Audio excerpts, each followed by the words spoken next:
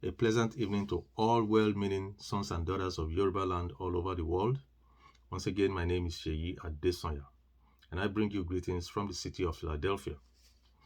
I am compelled once again to issue this statement as a rebuttal to Mr. Tony Nnadi's public statement of March 18th, 2022, titled, "Neither Ninas nor Tony Nnadi is opposed to Yoruba self-determination."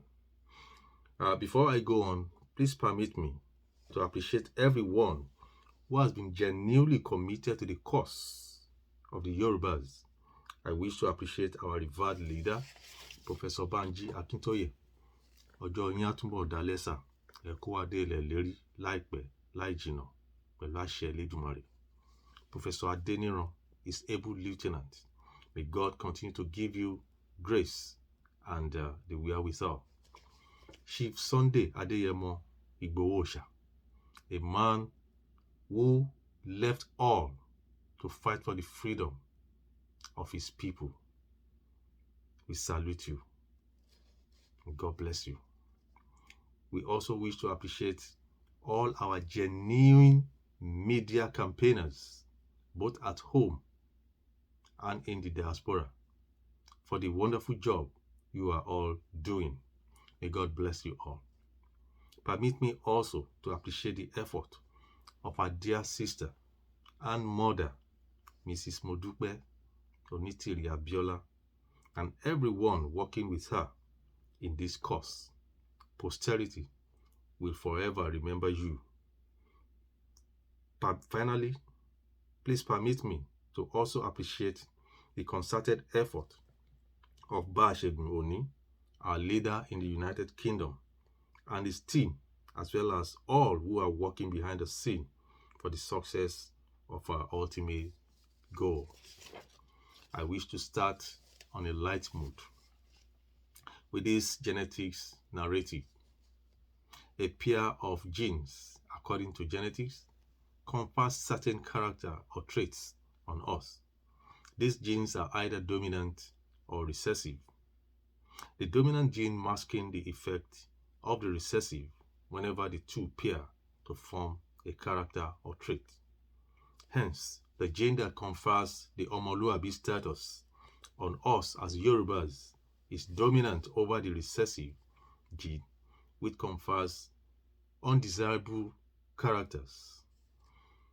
Genetics also teaches us that whereas characters or traits are formed during the union of sex cells, the genes that confer character or traits can be altered or mutated by several factors, which include DNA copying mistakes during cell division, 2, environmental factors, amongst which are exposure to ionizing radiation, exposure to chemicals called mutagens, and infection by viruses.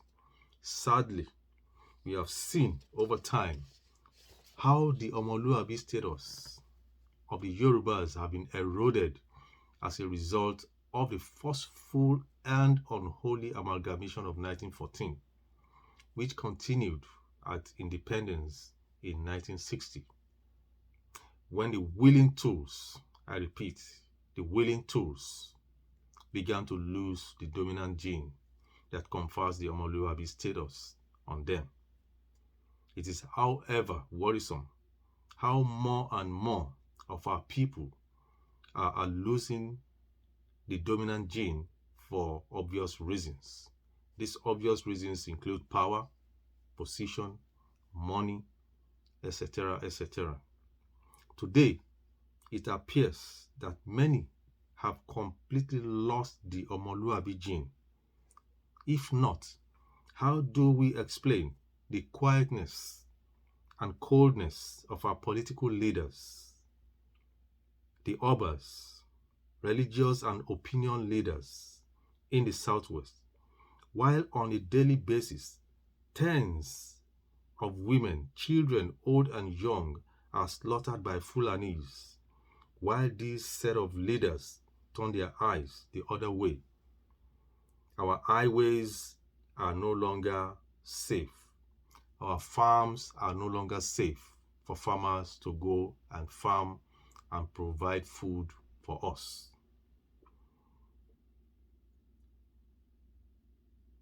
The height of such complacency has come to a level that can no longer be tolerated.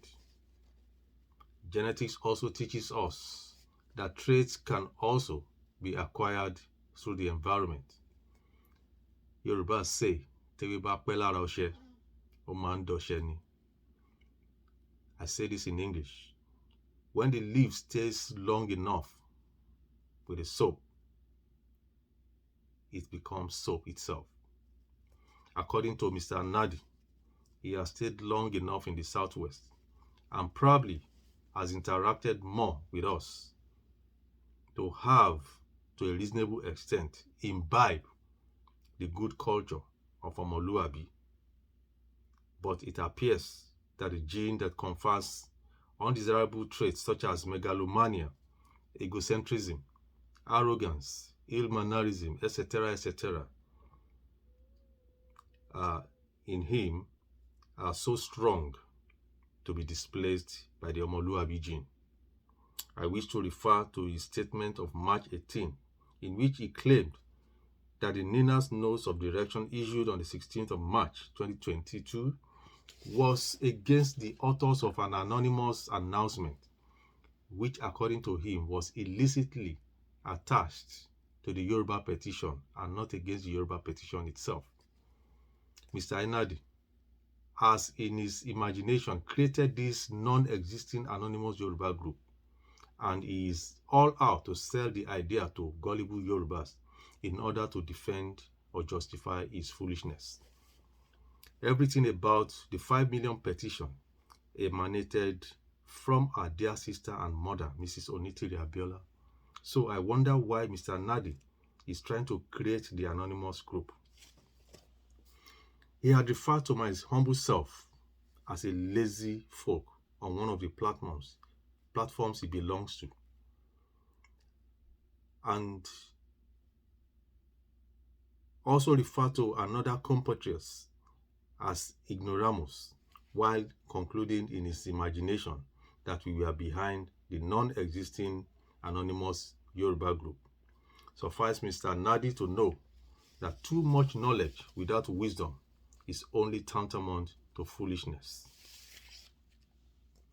We cannot sit and continue to watch this egocentric personality called Tony Nnadi continue to insult our leaders anymore, or the entire Yorubas. Although we know that there are some Yorubas who are working with him and who are playing the ostrich. They hide behind one finger. They shoot arrows in the air and cover themselves with mortar. Mortar fasoke, one yido bori. So the gullible Yorubas who love to ignorantly identify with that name Ninas and are ready at any cost to follow Tony Nnadi blindly, they need to hear this. At the UN rally last September, an officer of Ninas by name Jean was said to have referred to our own chief Sunday Adeyemo as a terrorist, insisting that those who wore t-shirt with his picture should pull it off or else would not be allowed to join the march through the streets adjoining the UN building. To make matters worse, she ordered that the Yoruba nation flag should not be displayed but that of Ninas. But for the insistence of our patriots who confronted her, she would have had her way. At the insistence of Ninas, only the Yoruba bloc of the so-called alliance faithfully did the 120 days awareness rally, which our dear Chief Sunday Adeyemo led.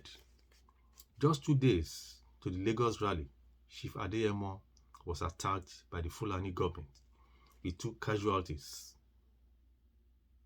in his house, Adogon and Alfa. 13 people, including Lady K, were taken away. Till date, the corpses of the 2 are yet to be released. Not a single statement from Ninas or Mr. Nnadi. At the Lagos rally, an innocent young girl, Jumoke, was murdered in cold blood by state actors.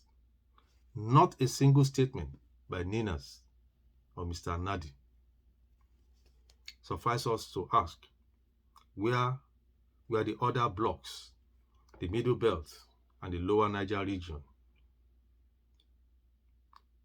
that Mr. Nnadi belongs to, while Yorubas were sweating it out on the streets at the rallies? On several occasions, on Nina's Zoom meeting, anything that had to do with Yoruba Nation or Chief Adeyemo was ordered to be taken down. According to them, that was not their focus. Recently, on one of the media platforms, the host, in an effort to rebrand and resell Ninas to Yorubas, likened Ninas to NATO. My comment was, he needed to go do more unbiased study of the political essence that baited NATO. So his attempt to liken Ninas to NATO, and in the face of the current Russia-Ukraine war, and relating to how Ninas kept muted over Chief Adeyemo's plight, this Yoruba saying only comes to mind. Majolo Monwenye. We have continued to wonder why Tony Nnadi has been going about wailing like a child who has been deprived of his meal just because some people opted to leave Ninas. After all, he still has some co-travelers on board with him. Let me end this with these two questions. 1. Did Professor Akintoye sign a pact with Ninas before agreeing to be their chairman? Or is there a clause that says that he cannot choose to opt out at his own will at any point in time? 2. Every reasonable mind is asking, how does Ninas hope to get our self-centered legislators and politicians, and of course the Fulani government, who are all out to ensure that their age-long ambition is realized, to sit down in an attempt to finally pull down the fraudulent constitution? An effort in futility. It is obvious that for almost 2 years, Ninas has been in motion without movement. Once again, I wish to remind Mr. Nnadi that there is freedom to associate. And so, if some Yorubas, especially our leader, has chosen to opt out, it is a choice. He can also choose to go on with those who are left with him. On this note, I want to encourage all well-meaning Yorubas. Let us log on to ominirayoruba2022.org to sign the petition. Let us all prepare towards the court cases in Osun and Ekiti to stop the elections. Yoruba Nation, we are moving. God bless the Yoruba race. And God bless us all.